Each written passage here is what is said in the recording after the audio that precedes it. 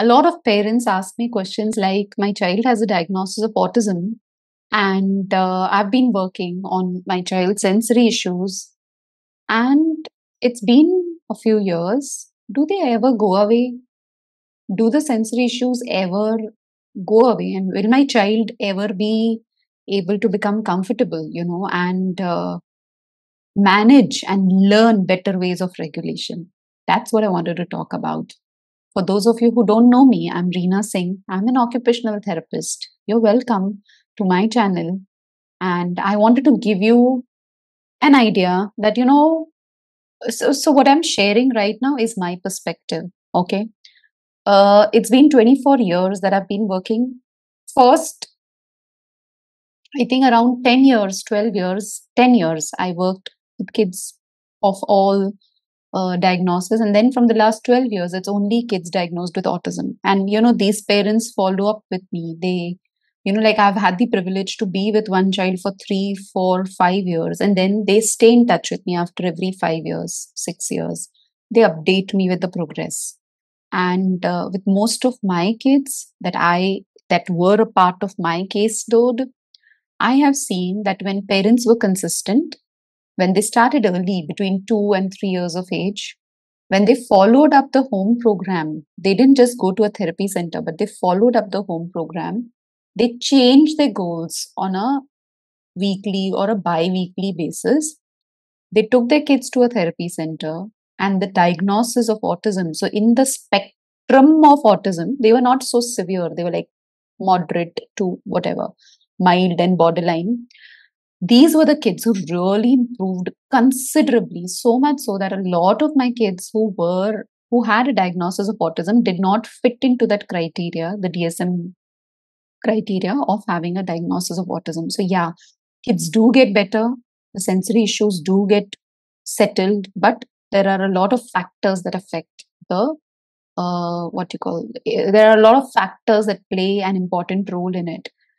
There were a lot of my kids who were severe in the spectrum of autism. So they were quite severe. They had difficulties with sleep, eating, chewing, potty training, elimination, like constipation. They had like a lot of gut issues. So they were struggling with a lot of stuff there. And they were also severe. And then they started late. And then sometimes it was inconsistent.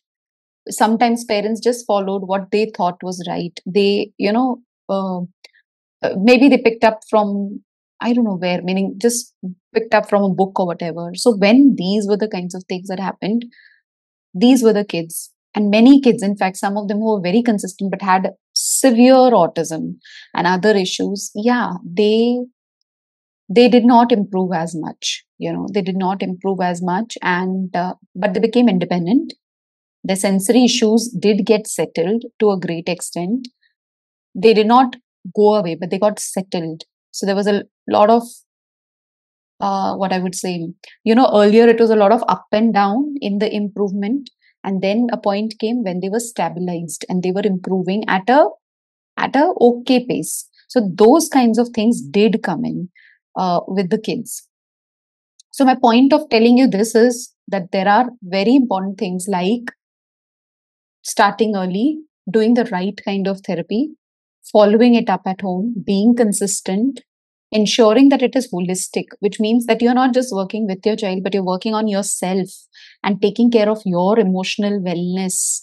It's very stressful, lot of anxiety while, helping a child who has a diagnosis of autism. And I've never, parented a child, but I've been with so many parents. I've never parented a child who has a diagnosis of autism. So, but I've been with them to know that it is quite stressful. So, prioritizing that emotional wellness, working on yourself, taking care of the gut issues, taking care of those deficiencies, taking care of the supplements that are needed, a lot of all of those factors also played a very important role. So, it's not just therapy, it's a holistic approach. When that was taken, it really helped a lot of kids. So, yeah, sensory issues do get better, but it depends on a lot of factors. And there are a lot of kids that I still know where the sensory issues did not They got lesser, but they did not go away. They were manageable, but they did not kind of go away. And parents are still working. I know of parents of young adults aged 18, 19, 20. I mean, we are all a work in progress, but these are I mean, I'm still working with them on the sensory processing challenges. So that's how the whole development is. And I just wanted to answer to this question: do the sensory issues ever go away? And this is what I feel, and this is my perspective.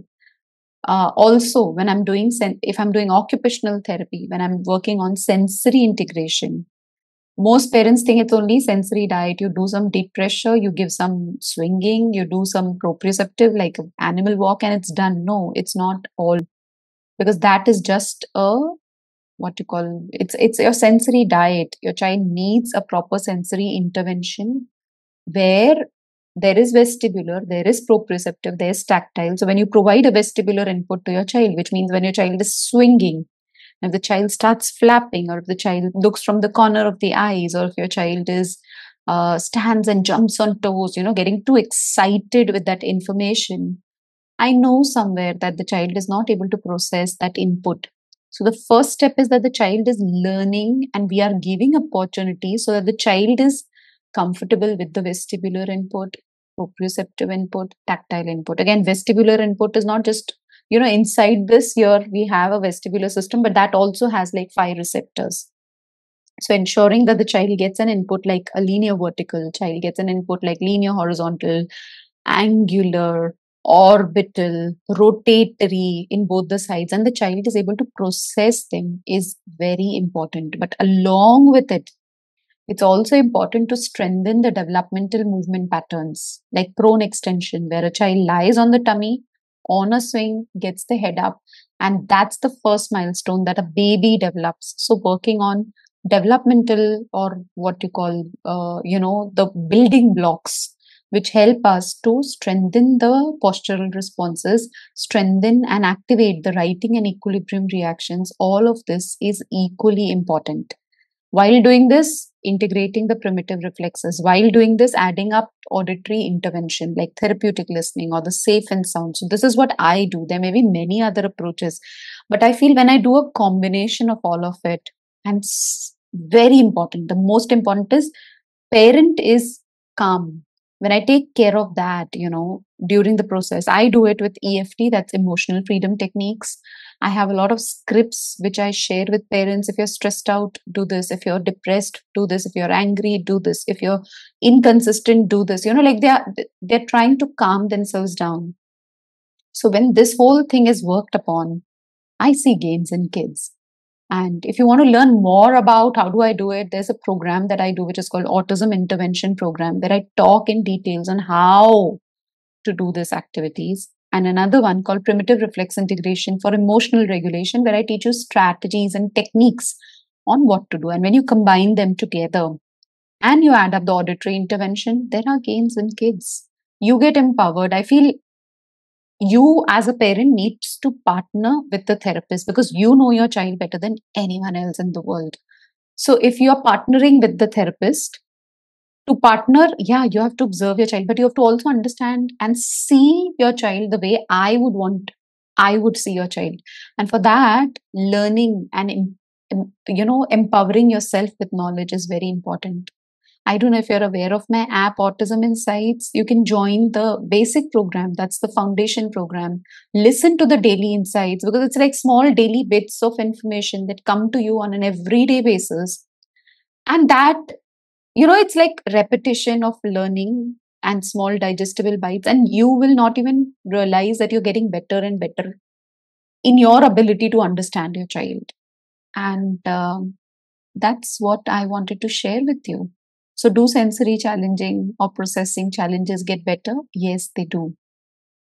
Is there an age that, after a particular age, that it doesn't get better? No, there is no age. We can improve all through our life.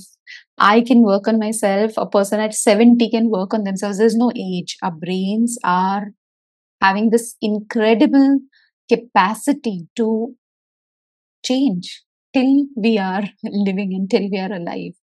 So, but yeah, The window period of 0 to 6 years is crucial, critical, because that's when we see a fast improvement in kids. I hope this helped you. Let me know what you think.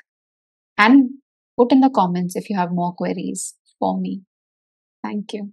Before you go, I wanted you to know about my app, autisminsights.com. Autism with an AWE. And in this app, what do you get? You get a 14-day free trial period to the foundation level. You get daily insights from my working for the last 23 years. What you see right now on YouTube, you get to meet me, hear me every day. You get my audio books, you get my recorded courses, you get my master classes. There's so much waiting for you. And I want you to experience it and grab that 14-day free trial for yourself.